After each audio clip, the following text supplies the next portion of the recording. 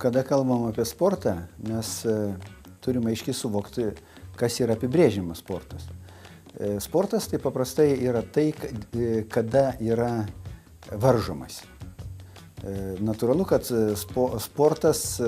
sportininkai treniruočių metu pasiruošia kaip įmanoma geriau pagal savo gebėjimus dalyvauti varžybose ir siekti kažkokio tai rezultato.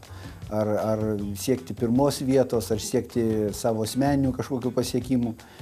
Ir tai yra, vėlgi, sportą galima suskirstyti į mėgėjišką ir profesionalų. Mėgėjiškas sportas tai yra daugiau svarbus tuo, kad pripažinti save, savo gebėjimus. Tai yra vienas iš būdų gauti kažkokį tai psichologinį pasitenkinimą, kuris yra ypatingai svarbus žmogaus geram, tinkamam funkcionavimui.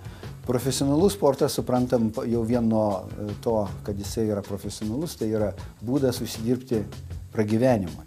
Ir iš tikrųjų tada žmogus visą savo laiką skiria pasiruošimui varžyboms ir iš varžybų dalyvavimo jisai gauna kažkokias tai pajamas ir gali išlaikyti save ir savo šeimą.